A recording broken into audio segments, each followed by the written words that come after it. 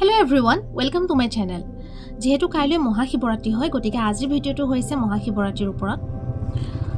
এতিয়া প্ৰশ্ন হৈছে যে মহাশিৱৰাত্ৰি কি হয়? মহাশিৱৰাত্ৰিৰ ৰাতি এনে এটা সময় আহে য'ত আপুনি ধ্যান কৰি আছে, আপুনি শিৱক ধ্যান কৰি আছে, শিৱই আপোনাক চাই আছে, আপুনি শিৱক চাই আছে আৰু লাহে লাহে আপোনালোক দুইজন এক হৈ গ'ল। এই যে এক হৈ গ'ল, এই যিটো ষ্টেট অফ এক্সপিৰিয়েঞ্চ, ইয়াকে মহাশিৱৰাত্ৰি বুলি কোৱা হয়। ইণ্টাৰনেটত বহুতে আপোনাক 4টা প্ৰহৰৰ পূজাৰ কথা ক'ব, উপবাসৰ কথা ক'ব, গ্ৰহৰ চেঞ্জৰ কথা ক'ব, কোনোবাইতো আপোনাক ভাঙৰ কথা ক'ব। এইবোৰ কিন্তু প্ৰকৃততে মহাশিৱৰাত্ৰি নহয়। প্ৰকৃততে মহাশিৱৰাত্ৰি হৈছে এতিয়া যি মই আপোনাক ক'লোঁ, এটা ষ্টেট অফ এক্সপিৰিয়েঞ্চ য'ত শিৱ আৰু আপুনি এক হৈ গ'ল। আৰু এই যি অনুভৱ এয়া আপোনালোক সকলোৱে কৰিব পাৰিব। কেনেকৈ কৰিব পাৰিব আজিৰ এই ভিডিঅ'টোত জানোৱা হওক। গতিকে চেনেলটো ছাবস্ক্ৰাইব কৰি দিব। এতিয়া যে মই ক'লোঁ আপুনি আৰু শিৱ এক হৈ যায়, এতিয়া প্ৰশ্ন হৈছে যে শিৱ কোন? আপুনি ইমাজিন কৰিব ইউনিভাৰ্চত পৃথিৱীখন, চন্দ্ৰ, সূৰ্য, সৌৰজগত, ইউনিভাৰ্চত যত যিমান বস্তু আছে সেই সকলোবোৰ নাইকিয়া হৈ গৈ আছে। সেই সকলোবোৰ নাইকিয়া হৈ গ'ল। আৰু এতিয়া থাকিলে কি? কেৱল অন্ধকাৰ আৰু অন্ধকাৰ, কেৱল এটা ক'লা ৰং। কিন্তু এই ক'লা ৰংটো কি হয়? ইউনিভাৰ্চৰে এটা অংশ হয়। গতিকে আপুনি ইমাজিন কৰক এই ক'লা ৰংটোও নাইকিয়া হৈ গ'ল। তেতিয়া কি থাকিব? আপুনি এনেকুৱা এটা অৱস্থা পালেগৈ য'ত আপুনি আৰু বেলেগ কিবা কিবি কল্পনা কৰিব বিচাৰিছে, কিন্তু আপোনাৰ মাইণ্ডলৈ আৰু একোৱে অহা নাই, যিহেতু চব নাইকিয়া হৈ গ'ল। আপুনি এনেকুৱা এটা অৱস্থা পালেগৈ য'ত এই অৱস্থাটো আপোনালোকে বুজিব চেষ্টা কৰিছে, কিন্তু আপুনি বুজিও পোৱা নাই। আপুনি কিছুমান ডিভাইন এনাৰ্জি ফিল কৰিছে, আপুনি এমটিনেছ ফিল কৰিছে, আপুনি নাথিংনেছ ফিল কৰিছে। এই যি নাথিংনেছ ফিল কৰিছে, এই নাথিংনেছেই হৈছে শিৱ।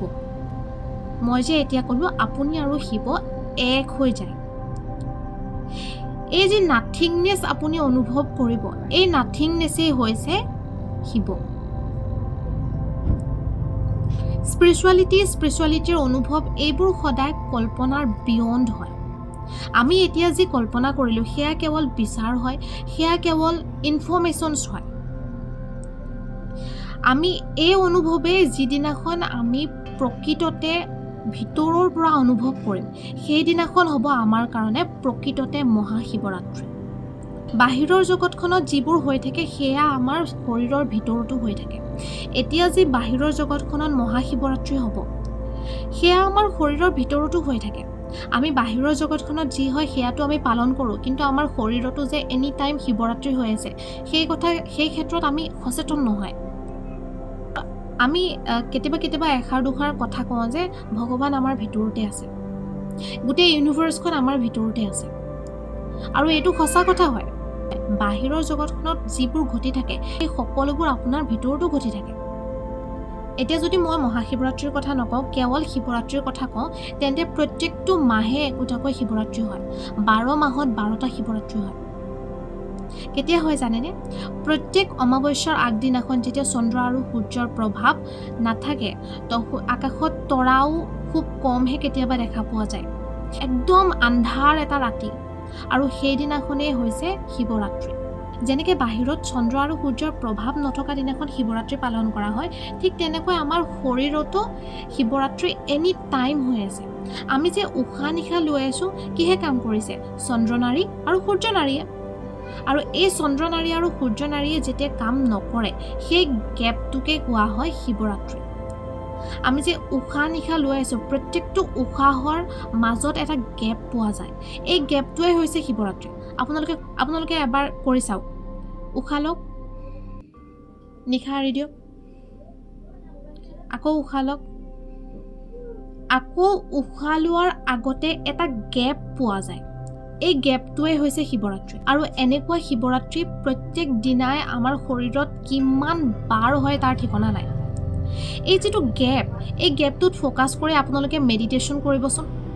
10 দিন, এমাহ, এবছৰ, এটা দিন এনেকুৱা আহিব, এটা শিৱৰাত্ৰি এনেকুৱা আহিব য'ত শিৱ আৰু আপুনি এক হৈ যাব।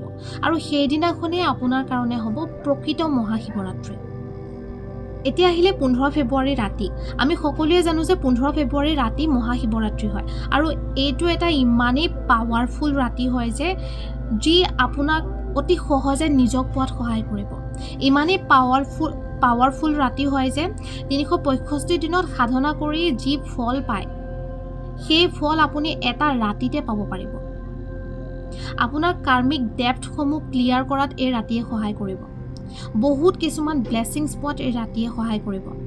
গতিকে এই ৰাতি আপোনালোকে মেডিটেশ্যন কৰিব। মই যিটো এইটো ক'লোঁ প্ৰত্যেকটো উশাহৰ মাজৰ যিটো গেপ, এই গেপটোত ফ'কাছ কৰি আপোনালোকে মেডিটেশ্যন কৰিব। এতিয়া আহিলে মহাশিৱৰাত্ৰিৰ ৰাতি আপোনালোকে কি কি কৰিব। মোৰ জীৱনত ইমান বেছি ৰুলছ নাই, মই ইমান ৰুলছ নামানো,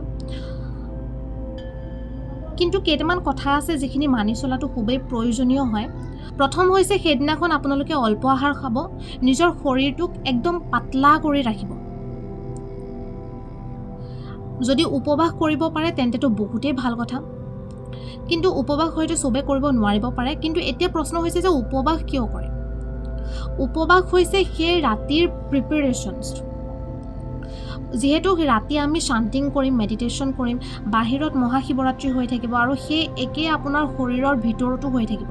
গতিকে ভাল ফল যদি পাব বিচাৰিছে তেন্তে আপোনাৰ শৰীৰটোক আপুনি পাতলা কৰি ৰাখক, অল্প আহাৰ খাওক। ছেকেণ্ড হৈছে আমাৰ যি স্পাইন, এই স্পাইনডাল মেডিটেশ্যন কৰোঁতে, শান্তিং কৰোঁতে সদায় চিধা কৰি ৰাখিব। অ'কে। থাৰ্ড হৈছে সেইদিনাখন ৰাতি আপোনালোকে নুশুব। যিহেতু কাইলৈ মহাশিৱৰাত্ৰি হয় গতিকে এই ভিডিঅ'টো বহুতেই ইম্পৰ্টেণ্ট হয়। যিমান পাৰে এই ভিডিঅ'টো শ্বেয়াৰ কৰি দিব, লাইক কৰিব, কমেণ্ট কৰিব। কমেণ্টত যদি কিবা মোক সুধিব বিচাৰিছে তেন্তে আপোনালোকে মোক সুধিব পাৰে। চেনেলটো ছাবস্ক্ৰাইব কৰি দিব আৰু আজিলৈ ভিডিঅ'টো ইমানেই। ওম নমঃ শিৱায়।